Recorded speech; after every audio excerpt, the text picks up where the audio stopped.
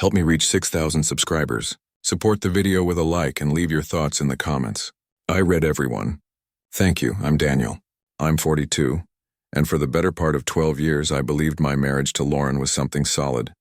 Quiet, comfortable, built on time rather than passion. I used to think that was enough. Lately, though, the silence in our house had turned from peace to something heavier. We used to talk about everything, movies, work, the little things.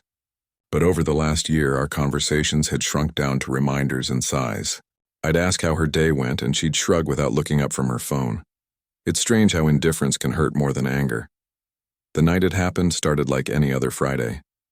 I made dinner for two, like I always did when she said she'd be late.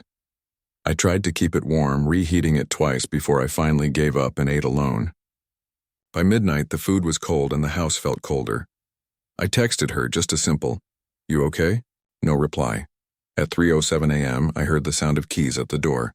She came in quietly like a stranger trying not to wake the host. Her hair was a little messy, makeup slightly smudged, but her face was calm. Too calm. I didn't say a word. I just watched her kick off her heels, toss her bag on the chair, and head straight for the bedroom. "Lauren," I finally said, my voice barely above a whisper. She stopped in the hallway, her hand on the doorframe, not even turning around. "I'm tired," she said, and then she disappeared into the room. No explanation, no apology, just those two words. I stood there for a long time, staring at the spot where she'd been, feeling something inside me finally go quiet. Not broken, just quiet. That silence followed me through the night. I sat on the couch, the clock ticking too loudly, my phone screen lighting up with nothing. There's a point where waiting turns into acceptance, and I reached that point around dawn. When the first light came through the window, I got up, made coffee, and started packing her things. It wasn't rage guiding me. It was something colder, clarity maybe. Every folded shirt felt like another piece of the past being neatly put away. I didn't check her messages, didn't look for proof. I didn't need to. Her absence had already said everything her words never did. By 7 a.m., her bags were stacked neatly by the door. 2 suitcases, 1 small carry-on, and her handbag. The same one she used the first time we flew to Chicago for our anniversary. I remember she'd called it the perfect size for new beginnings. I guess she was right. At 7:20, I called a taxi. The driver said he'd be there in 10. I thanked him, though I didn't know why. Maybe I just needed to hear a human voice that morning. When Lauren finally came out of the bedroom, she looked surprised to see me awake. Her hair was still damp from a quick shower, and she wore that same expression of casual distance like I was a coworker she'd run into outside the office. Her eyes landed on the bags. Then on me. "What's this?" she asked. I took a sip of my coffee before answering. "You said you were tired. I figured you'd want some rest. Somewhere else." Her lips parted slightly like she was about to argue, but nothing came out. She just stared, maybe realizing for the first time that I wasn't angry. That's the thing about calmness, it scares people more than shouting ever could. The sound of the taxi pulling up outside broke the silence. The driver honked once, short and polite. Lauren blinked, her face tightening just a little. "You're serious?" I nodded, more than I've ever been. For a moment she looked like she wanted to cry, but pride got there first. She straightened up, grabbed her purse, and began pulling the suitcases toward the door. The morning light hit her face, and for a brief second she looked exactly like the woman I used to love. Strong, graceful, and completely unreachable. I didn't stop her. I didn't ask her to explain. Some truths don't need words. They just need distance. She paused at the door, her hand on the knob. "You're making a mistake, Daniel." "Maybe," I said, "but at least it'll be mine." She hesitated for half a breath, then opened the door. The taxi driver stepped out, helped her load the bags, and within a minute, the car was gone. The house felt heavier after she left, but not empty, just honest. The quiet that followed her departure was unlike any I'd known. It wasn't peace, not yet. It was the kind of silence that echoes. Every sound seemed exaggerated. The hum of the refrigerator, the creak of the floorboards, the ticking of the clock that had once marked shared mornings. I sat by the window with my coffee going cold, watching the taxi disappear at the end of the street. A small part of me expected it to stop, for her to step out and run back inside, laughing, saying it was all a misunderstanding. But life rarely gives us cinematic endings. It just keeps moving.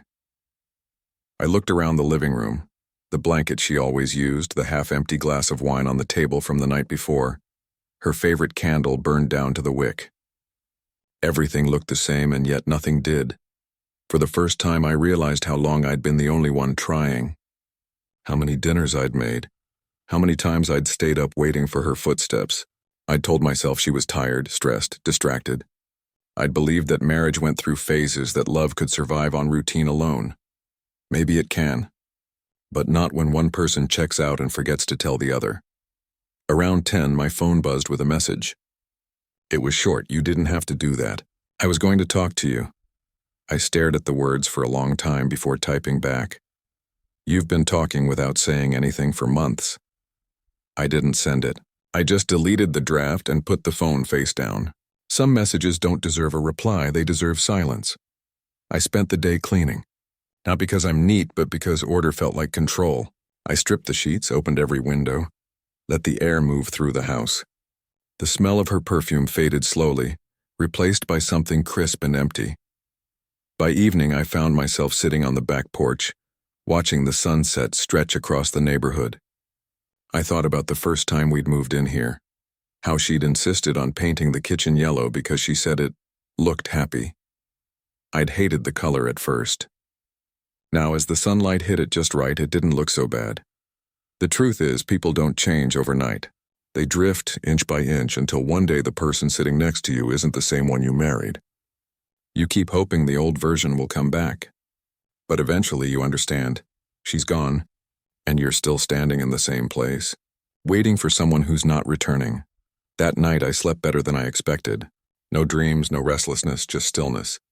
I woke up before dawn, made breakfast for one, and realized I didn't feel anger anymore. Only a strange kind of freedom. Later that week, her sister called. She sounded hesitant, like she already knew what had happened. "Daniel," she said, "you packed her bags." I did. She didn't tell me why. She didn't tell me either, I said quietly. There was a pause. Then softly, "You didn't deserve that." I thanked her and hung up. It was the first time anyone had said those words aloud, and it mattered. Days turned into weeks. The house stayed quiet, but it no longer felt accusing. I started going for morning runs again, the way I used to before marriage. I fixed the old guitar that had been sitting in the corner gathering dust. I cooked dinner for myself, not because I had to, but because I wanted to. One evening, about a month later, an envelope arrived. Her handwriting on the front, "No return address." Inside was a short note. I needed space. I didn't mean for it to end this way. "I hope you're okay." I folded the paper neatly and placed it in the drawer beside my bed, not as a keepsake, but as closure, because the truth was I was okay, maybe for the first time in years. People talk about heartbreak like it's an explosion, loud and dramatic. But most endings sound like this. Quiet doors, slow mornings, one suitcase at a time. Love doesn't always die in shouting matches. Sometimes it fades out in the soft shuffle of footsteps leaving at 3 a.m., and when it does, you can either chase the noise or learn to live in the silence. I chose the silence. It doesn't ask for explanations. It just lets you breathe.